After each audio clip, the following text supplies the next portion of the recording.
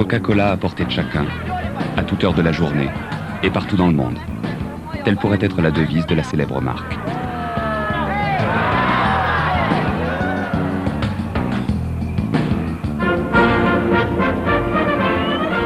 Faire défiler côte à côte une bouteille de Coca-Cola géante et la Statue de la Liberté, quel symbole pour fêter un 100e anniversaire et quel programme pour l'avenir.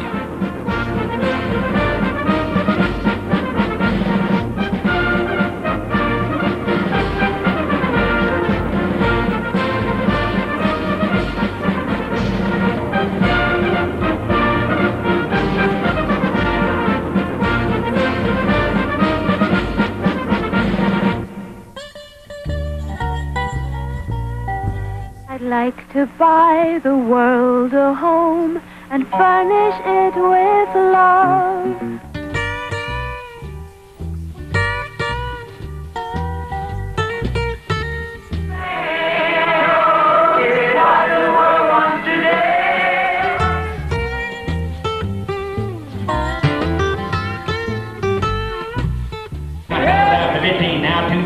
Consacrée exclusivement à des articles Coca-Cola, cette vente aux enchères dans un hôtel d'Atlanta a attiré la grande foule. Une preuve de plus du succès jamais démenti de cette boisson gazeuse dont il se consomme chaque jour dans le monde entier, 900 millions de bouteilles. Le Coca-Cola doit-il son engouement à sa célèbre formule? C'est peu probable si l'on songe qu'il est constitué à 99% d'eau sucrée. En fait, plus qu'une boisson, ce que la firme Coca-Cola a su offrir à ses clients, c'est une image. Une image rassurante de la société et d'eux-mêmes. Il s'agit là sans doute de la plus extraordinaire réussite de marketing du siècle. Mais ceci est une longue histoire, qui a commencé il y a plus d'un siècle. 1865, la guerre de sécession s'achève. Elle a duré 4 ans et a fait des ravages très importants, surtout dans le sud des États-Unis. La ville d'Atlanta, par exemple, capitale de la Géorgie, a été presque totalement détruite. Les villes peuvent se reconstruire. Les blessures et les traumatismes infligés aux victimes de cette guerre terrible seront plus difficiles à guérir. Alors dans le sud vaincu, les vendeurs de potions magiques, susceptibles de calmer les douleurs physiques ou les souffrances nerveuses, font fortune. Ladies and gentlemen, it has been my great privilege many years ago, whilst traveling through the mountains of Paraguay, to find the Yaqui Indians drinking the juice of the cacti. I have here tonight a few bottles, which I am selling for $1. Eculus Horseland! C'est une potion semblable à celle offerte par W.C. Fields que John Pemberton, un habitant d'Atlanta, a entrepris de mettre au point. Vétéran de la guerre de sécession, ses blessures continuent à le faire souffrir. Seule la morphine le soulage, et il s'est juré de trouver un calmant qui le libérera de cette dépendance.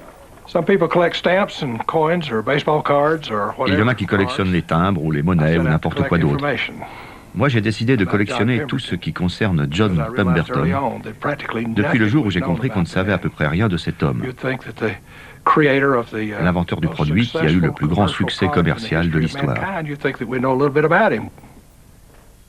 John Pemberton was a genius. C'était un génie qui avait de grandes connaissances en botanique. Avec le développement des échanges maritimes, il était de plus en plus facile de se procurer ces plantes exotiques dont il entendait parler dans la presse médicale internationale. Il s'est passionné pour les propriétés de la feuille de coca péruvienne et de la noix de cola africaine. C'est surtout la feuille de coca qui l'intéressait, parce qu'il voyait dans la cocaïne, principal alcaloïde du coca, un moyen pour lui de se libérer de la morphine. La feuille de coca et la noix de cola, tels sont les deux éléments principaux que Pemberton va chercher à combiner pour fabriquer sa potion, en la relevant d'un peu d'alcool. La feuille de coca, c'est le dernier remède à la mode. On lui attribue la vertu de dissiper la fatigue et d'augmenter le désir sexuel. Quant à la noix de cola, elle est là pour renforcer la vigueur de la mixture grâce à la caféine qu'elle contient. Pemberton espère que ses propriétés feront de sa boisson exotique un médicament miracle. En fait, même si elle ne guérit pas grand-chose, elle a d'incontestables qualités de stimulant. En 1885, Atlanta vote l'interdiction de la consommation d'alcool, ce qui pousse Pemberton à supprimer toute trace d'alcool de sa composition. Dans l'hiver 1885-86, il continue à modifier son breuvage pour obtenir un mélange qu'il appelle Coca-Cola. Le 29 mai 1886, la première publicité Coca-Cola paraît dans la presse. En même temps, Pemberton va choisir un logo pour identifier son produit. Il avait obtenu à bon prix un lot de tonneaux pour transporter sa boisson. Les tonneaux étaient rouges, et c'est comme ça qu'a été choisie la couleur qui allait caractériser la marque. Bientôt, sur la façade de la pharmacie Jacob, la première à accepter de vendre la potion de Pemberton, se déploie un logo dont la couleur et le graphisme ne changeront pas jusqu'à aujourd'hui. Malheureusement, le remède miracle n'apportera à son inventeur ni la fortune ni la guérison. Perclus de douleur, Pemberton continue à avoir recours à la morphine. Et couvert de dettes, il est bientôt obligé de brader son entreprise pour $2300. Il mourra ruiné, sans se douter de l'extraordinaire avenir de son invention.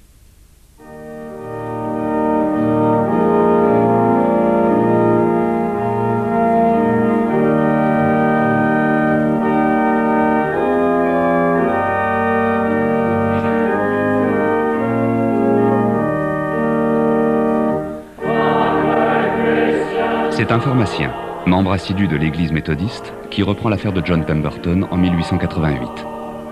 Chez les méthodistes, l'argent n'est pas un obstacle au salut, au contraire. On peut être très croyant et excellent homme d'affaires. Pour eux, faire fortune est une façon d'honorer Dieu.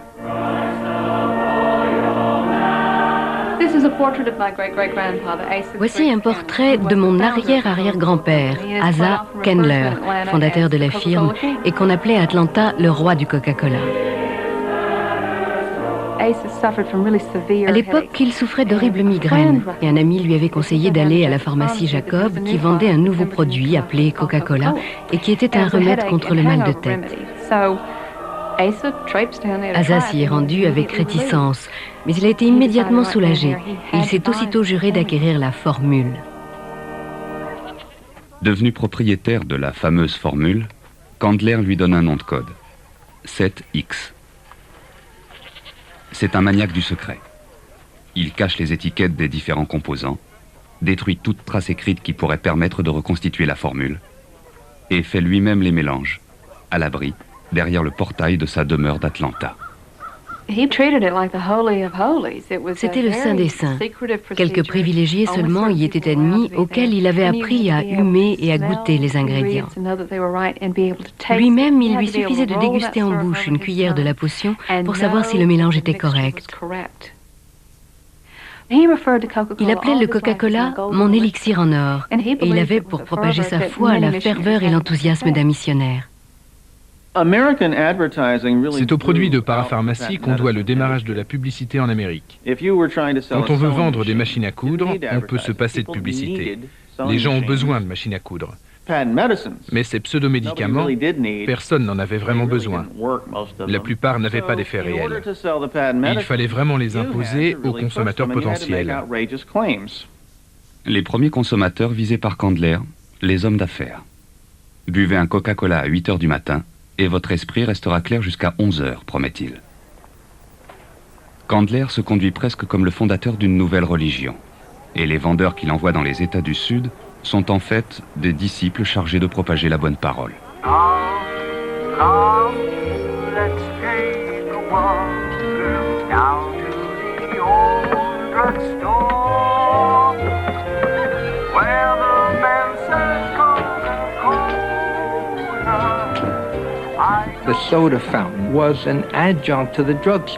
Les drugstores comportaient souvent un coin avec quelques tables où l'on servait des boissons gazeuses, réputées pour être à la fois rafraîchissantes et bonnes pour la santé.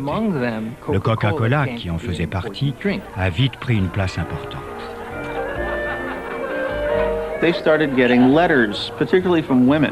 Ils ont commencé à recevoir des lettres, surtout de femmes, disant « Arrêtez de présenter cette boisson comme un truc médical, parce que moi j'aime la boire. Et je ne veux pas me dire que je dois être malade pour en prendre. » Et Candler s'est dit « Attention, il y a plus de gens en bonne santé que de malades. C'est à ce plus grand nombre qu'il faut s'adresser. »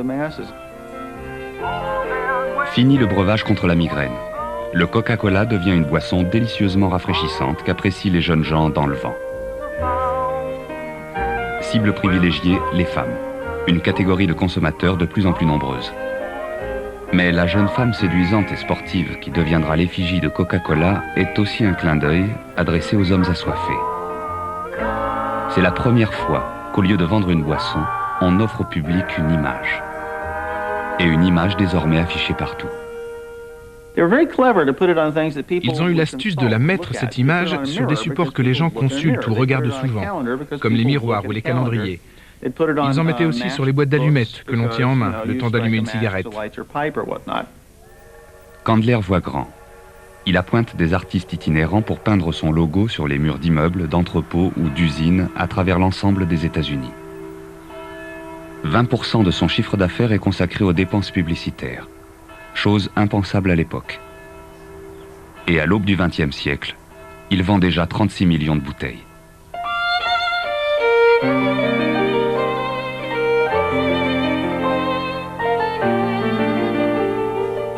En 1904, le succès et les bénéfices de Coca-Cola sont tels que Candler peut se permettre de financer un gratte-ciel qui portera son nom. Le premier bâtiment civil d'Atlanta qui s'élève, et de beaucoup, au-dessus des clochers des églises. Dans la première pierre de l'édifice, il a fait placer un coffret contenant sa photo et une bouteille de Coca-Cola.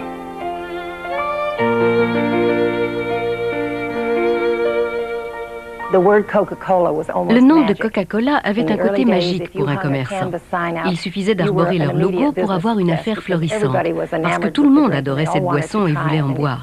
Il suffisait que l'épicerie du coin en vende pour que tout le monde s'y précipite. Du coup, d'autres boissons gazeuses se sont mis à fleurir, que nous appellerons gentiment des imitations. Voilà le Coca-Cola, le Coke, et celui-ci, également une imitation, le Pepsi-Cola.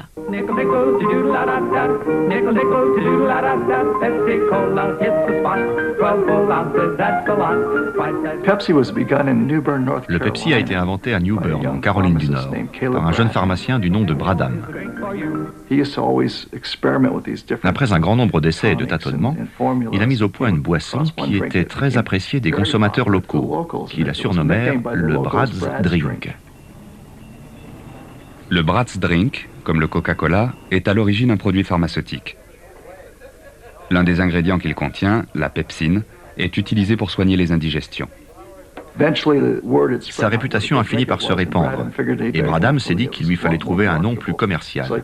Il a choisi Pepsi-Cola.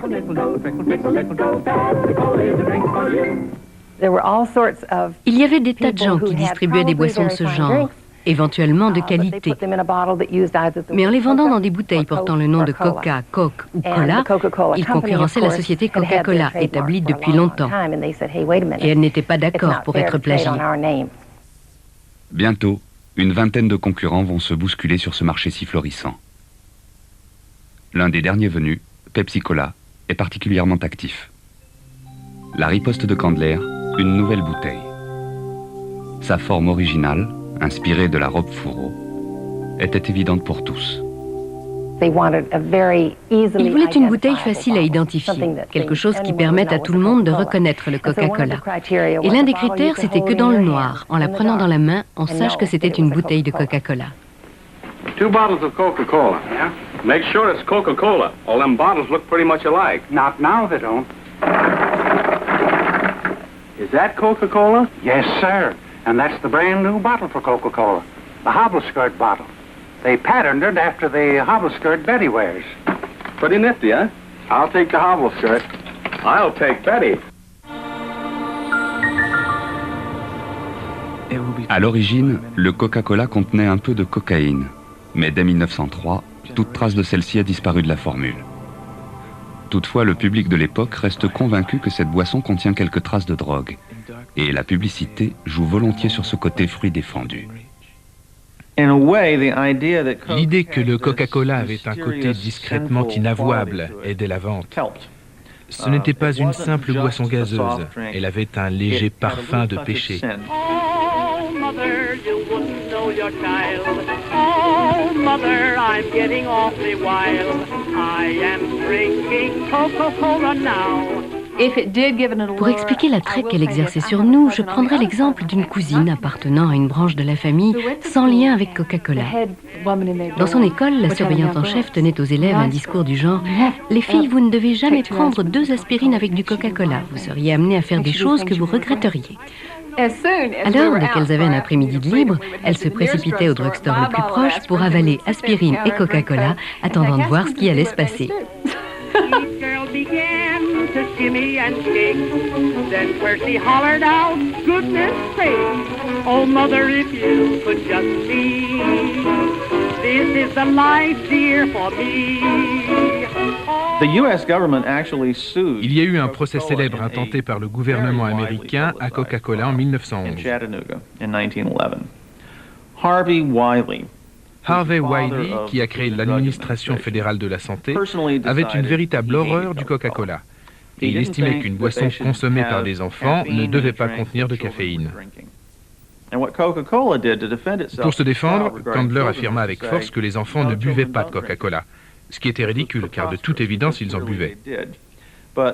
Ceci étant, à partir de 1911, la firme a obéi à une règle non écrite, ne jamais faire figurer dans une publicité un enfant de moins de 12 ans consommant leur breuvage. Seulement, c'était l'impasse, car elle comptait bien que les enfants continueraient à consommer ces produits. Il existe une autre raison pour laquelle cette clientèle est primordiale. Quelqu'un qui a bu du Coca-Cola enfant continuera presque à coup sûr à en boire adulte. Alors vive les publicités aux figures des enfants. Simplement prudence. 12 ans est la ligne sous laquelle ne pas descendre. Bientôt, le message devient plus complexe et subtil. On commence à associer la nostalgie de l'enfance et une série de moments privilégiés. Et l'on demande aux meilleurs artistes américains, comme Norman Rockwell, de faire partager à tous cette émotion. Pendant plus de 20 ans, la publicité associera inlassablement le Coca-Cola à ces moments merveilleux et uniques de bonheur tout simple. Peu de gens savent que c'est à Coca-Cola que l'on doit la version moderne du Père Noël. Avant eux, le Père Noël s'appelait Saint Nicolas, et c'était un personnage grand, maigre, sévère, le plus souvent habillé de vert ou de jaune, rarement de rouge. En 1931, Coca-Cola s'adresse au peintre Sundblom, qui peint un Père Noël joufflu et jovial, et vêtu du rouge Coca-Cola.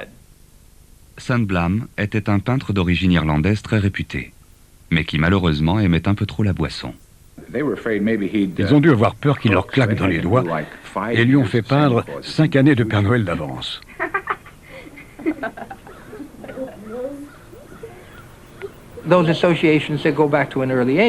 Les associations d'idées remontant à la petite enfance jouent un rôle très important pour tout le monde.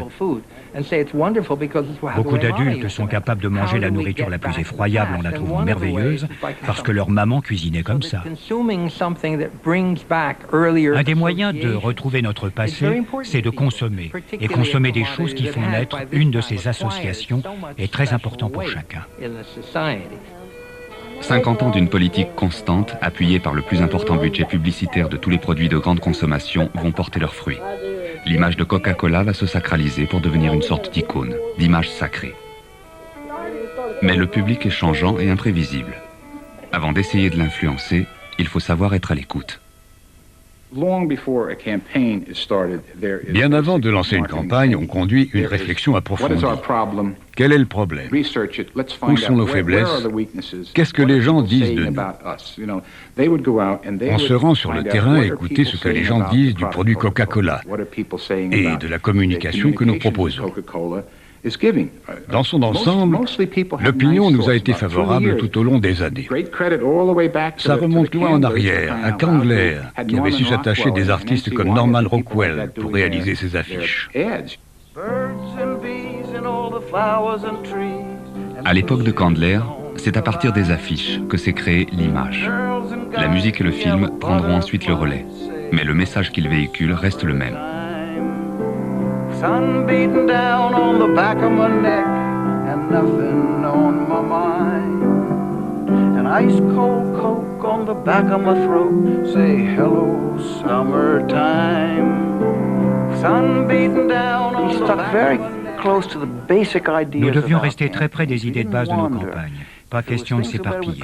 Si le thème était « C'est mieux avec Coca-Cola », on voyait quelqu'un avec un Coke et juste un tout petit peu plus de joie dans sa vie. Il y avait aussi les moments harmonieux où l'on avait envie de Coca-Cola, l'authentique. Nous choisissions des moments que l'époque trouvait vrais et c'est tout. On n'allait pas plus profond que ça.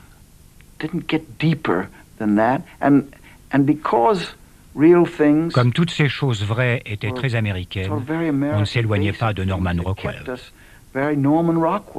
What you hoping to find like country sunshine? It's the real thing, Coca-Cola. Les dirigeants de Coca-Cola aimaient dire « Le Coca-Cola, c'est ce qu'on sert au salon. Pepsi, ce qu'on sert à l'office. » C'était vraiment comme ça à l'époque. Et mon rôle, tel que je l'ai toujours compris, était de lui donner de la classe sans qu'il ait l'air réservé au salon. Be sociable, look smart, keep up to date with Pepsi. Pepsi est pénalisé par cette image de boisson de deuxième zone, de boisson au rabais, et doit à tout prix la modifier. Be sociable, have a Pepsi. Les commerciaux de Pepsi avaient une pénible rengaine. Ils voulaient convaincre tout le monde que les gens qui buvaient du Pepsi appartenaient à cette espèce littéralement insupportable, les conviviaux. Hal Hoffman m'a invité à déjeuner pour me soumettre quelques slogans.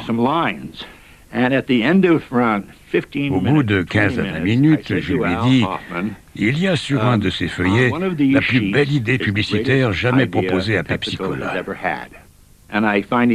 Il y avait deux mots, Génération Pepsi. Pepsi Generation. Come alive, you're in the Pepsi generation. Charlie Brower, the president, said to me, Charlie Brower, le président de Pepsi, m'a dit « Je hais ce slogan. Je hais le mot génération. Pourquoi pas Pepsi Group ou Pepsi Gang ou Pepsi Fool ?» J'ai dit « Parce que génération, c'est vaste. Avec ce mot, nous revendiquons toute la jeunesse de l'Amérique. » Jusque-là, Pepsi n'était rien d'autre qu'une boisson gazeuse de plus. Au début des années 60, les choses commencent à changer. La publicité vise désormais les jeunes. Une véritable bataille d'images s'engage. Generation coming at you, going strong. Put yourself behind the Pepsi. If you're living, you belong.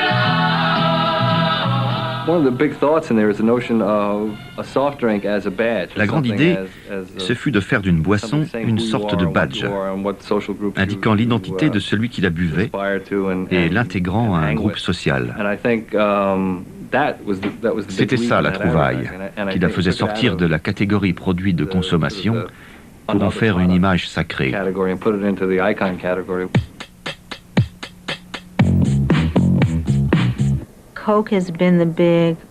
Face à Coca-Cola, Pepsi était le deuxième choix. Il avait mauvaise réputation, quelque chose de mal, d'assez minable.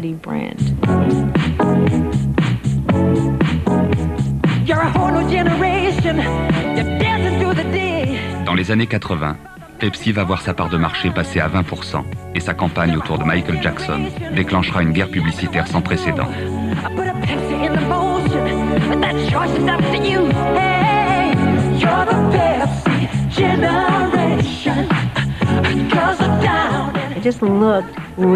C'est Pepsi qui devenait réel, qui devenait la vraie icône, le produit authentique, plus authentique que Coca-Cola, dont c'était pourtant le thème permanent. Et les gens, même ceux de 40 ans, ont commencé à se dire « Cette marque a du bon, peut-être qu'elle pourrait me plaire. » You know, it happened right here 20 years ago. Right here, Mom? Coca-Cola répond en relançant un de ses plus grands succès. I'd like to buy the world a home and furnish it with love. Grow apple trees and honey bees. Même si elle n'a pas la même fraîcheur que Michael Jackson, la nostalgie fait bien vendre.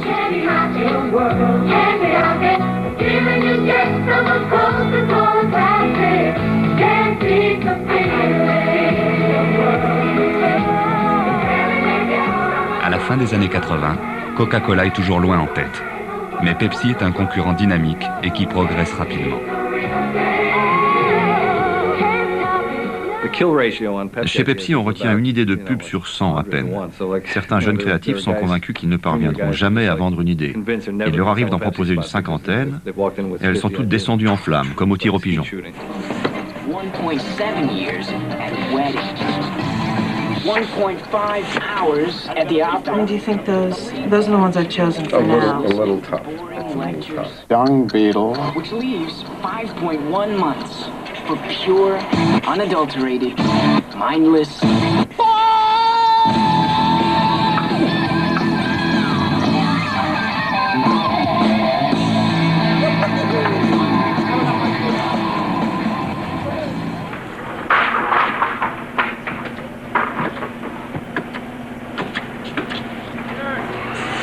Réaliser des pubs amusantes sur une boisson amusante est tout sauf amusant, car les responsabilités sont énormes. Les coûts sont vertigineux, les enjeux astronomiques. Cette publicité Pepsi de 30 secondes sera vue au moins une fois au cours de l'année par 95% des Américains.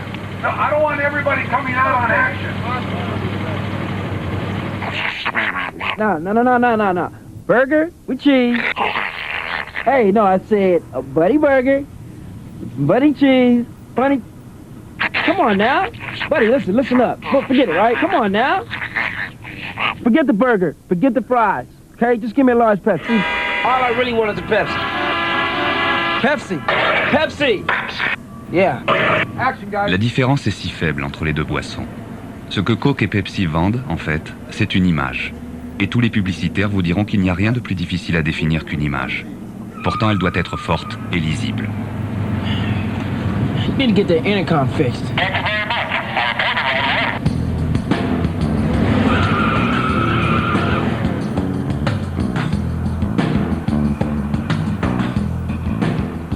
La guerre des colas coûte des milliards en publicité et elle s'est transportée sur tous les terrains. Jusque dans les quartiers défavorisés, comme ici, dans le Bronx, où Coca-Cola organise pour des artistes locaux des concours d'affichage sur les murs.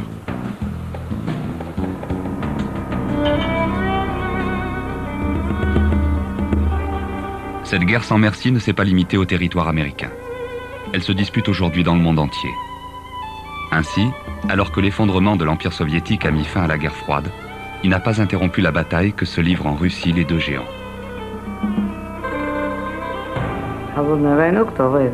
Qui a gagné la guerre froide? Il suffit de regarder.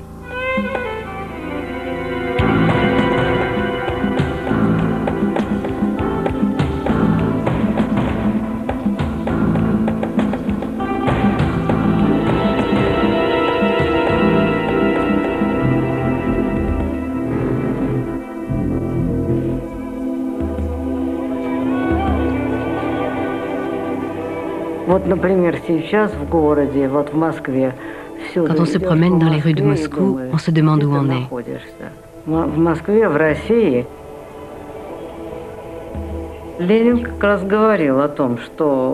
Lénine nous disait de prendre le meilleur de l'Ouest. Non seulement les aliments et les boissons les meilleurs, mais aussi les meilleures idées, les meilleurs concepts. Je ne pense pas qu'il serait très heureux de voir nos magasins débordés de Coca-Cola, de Pepsi et de tout ce genre d'articles. En 1985, la société Coca-Cola, qui avait été absente d'Union soviétique pendant toute la guerre froide, débarque à Moscou, en territoire ennemi, si l'on peut dire.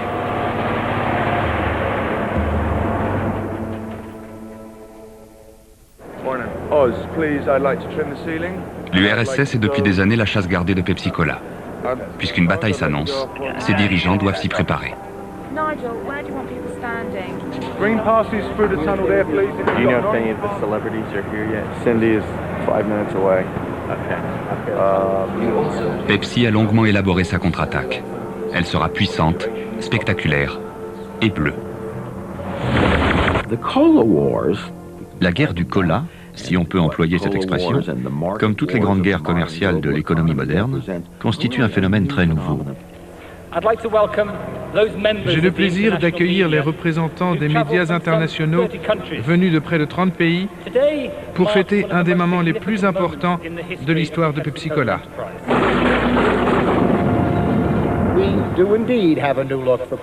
Nous avons conçu un New Look pour Pepsi, qui fait partie d'un vaste projet, le projet Bleu. Un projet qui tient compte de la façon dont les guerres du cola seront conduites et gagnées au XXIe siècle.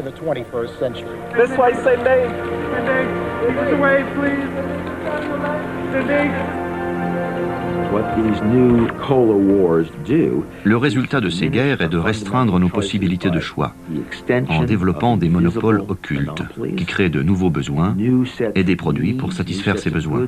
Le conquérant assure sa conquête non pas en supprimant des individus, mais en s'emparant de leurs âmes.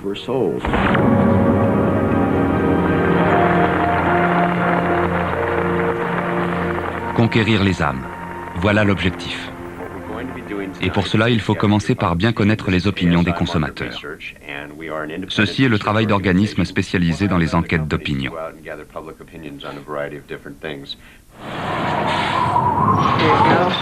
L'une des méthodes est de projeter un film à un panel de consommateurs et de relever, pour le mesurer, le niveau de réaction des spectateurs à chaque moment fort du film.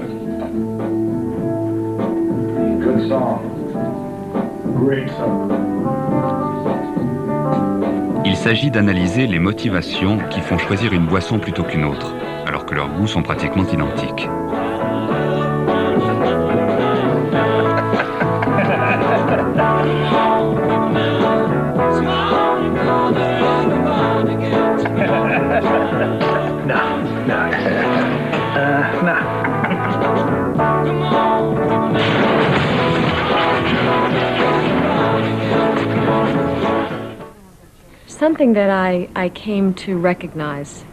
Il y a un point que mon travail avec des patients m'a permis de préciser. En parlant de leurs difficultés, de leur vie, il leur arrive de se référer à quelque chose qu'ils ont vu dans une publicité.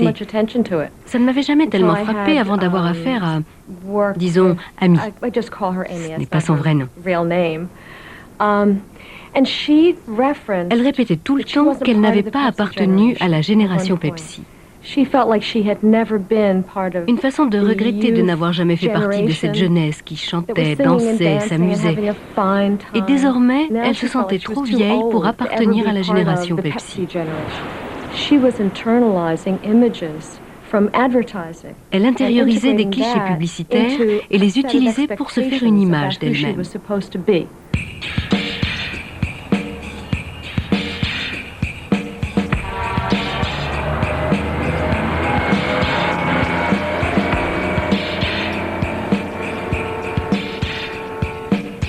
Times Square, on nous bombarde constamment de centaines de messages différents qui nous disent qui nous sommes et ce que nous aimons. Et dans ce temple de la consommation, il y a un produit qui surpasse tous les autres. It takes more than material things to be happy. It takes more than that Mercedes. It takes more than that gold bracelet. Être heureux. C'est ce que Coca-Cola ne cesse de promettre à ceux qui boivent ses célèbres bouteilles.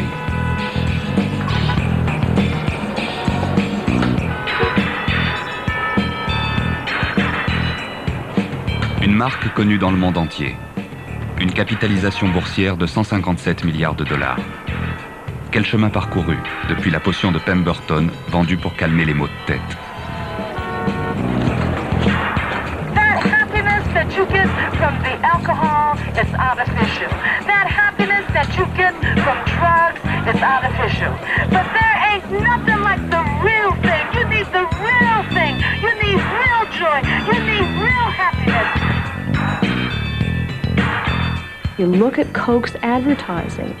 La publicité de Coca-Cola fait penser au mantra.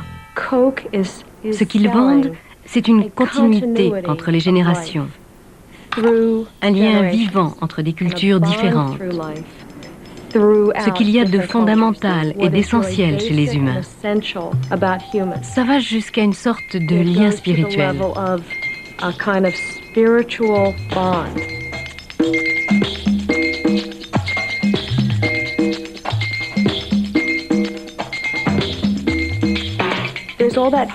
En somme, il existerait une harmonie globale distincte du vécu de chacun. L'idée, c'est « j'aimerais vivre pareille harmonie, que le monde ressemble à ça ». Ah, si seulement. Malheureusement, il existe un fossé et on ne franchit pas ce fossé en buvant du coke. Always Coca-Cola.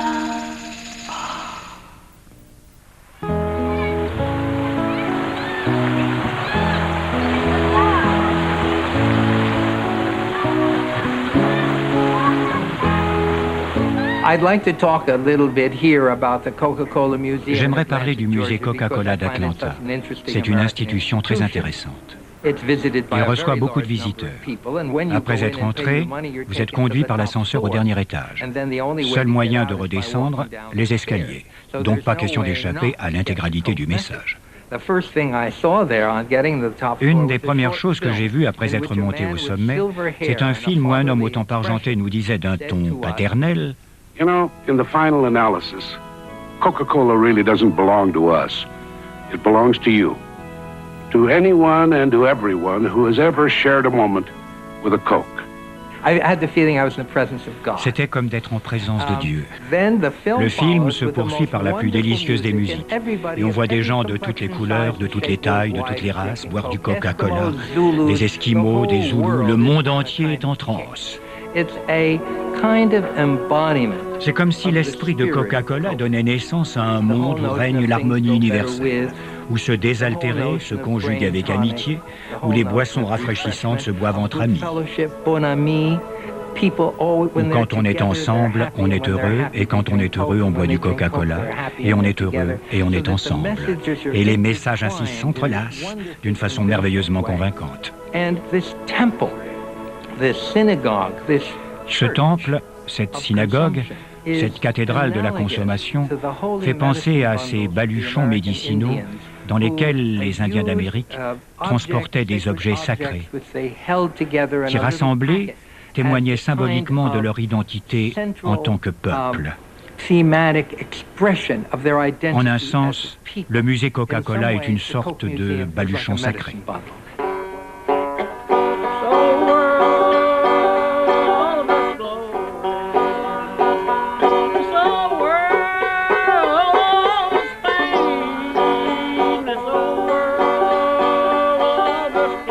À l'époque de Candler, c'était un hymne, En avant soldats du Christ, qui concluait les assemblées de vendeurs. Puis les missionnaires prenaient la route. Ces propagateurs de la foi, on peut encore en rencontrer aujourd'hui.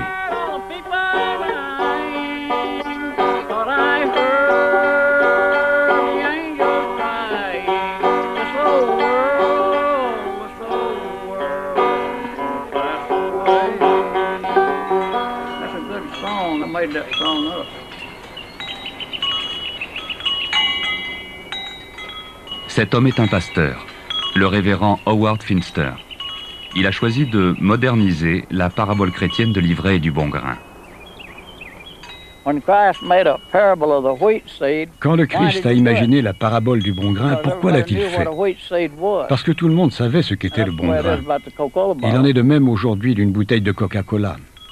Tout le monde reconnaît une bouteille de Coca-Cola, aussi bien les étrangers, les chrétiens, les infidèles, tout le monde. Tous veulent la saisir. Et en le faisant, ils lisent une de mes petites phrases. L'une de ces phrases dit « Le passé ne revient jamais, et l'avenir n'est qu'un rêve. Seul le présent compte. » Il est écrit sur cette coiffure, vous n'irez pas plus haut que le ciel, et là, en dessous, ni plus bas que la terre. Voilà, c'est entre le plus bas et le plus haut que se trouve Coca-Cola, depuis le jour de votre naissance jusqu'à la date de votre mort.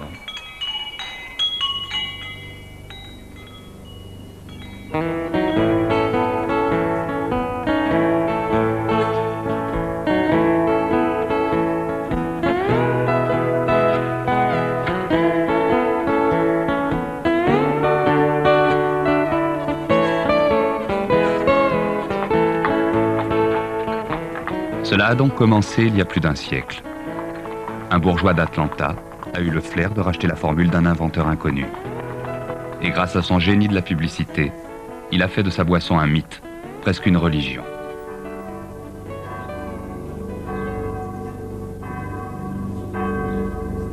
La société Coca-Cola, pour laquelle Candler avait déboursé 2300 $, vaut en 1917 25 millions de dollars.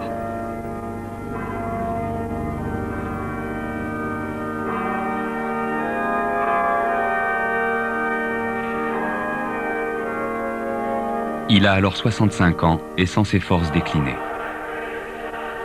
Il décide de se retirer des affaires, mais il tient à ce que cette entreprise, qui est son œuvre et le symbole de sa fantastique réussite, reste dans sa famille. Alors il décide de réunir ses enfants pour leur céder ses parts.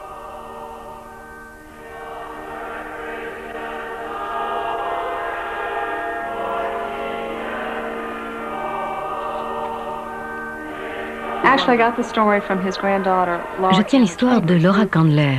Donc ce que je vais vous raconter, c'est sa version à elle. Et il faut tenir compte, comme elle me l'a dit, qu'elle était à l'époque une petite fille de 7 ans. Chaque année, tout le monde fêtait Noël chez le grand-père avec beaucoup de cadeaux.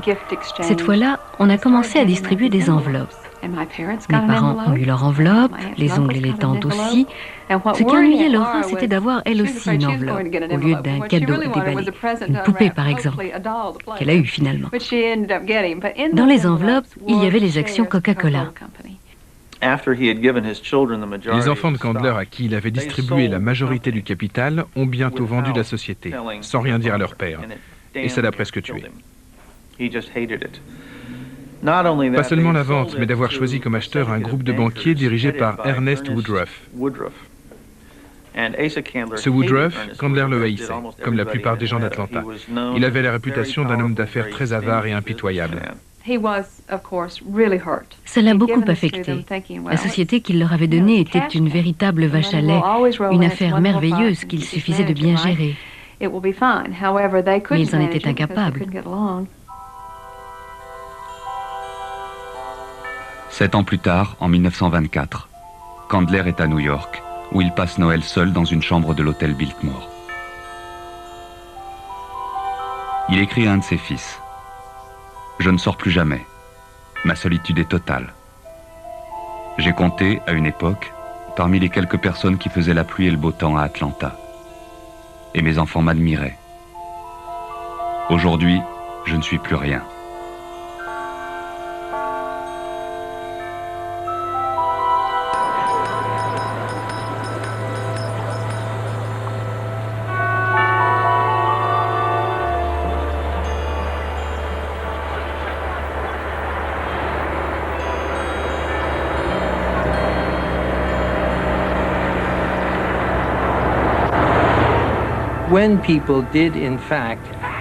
Lorsque les gens avaient encore le sentiment du divin, leur identité se forgeait en grande partie en relation avec cette divinité.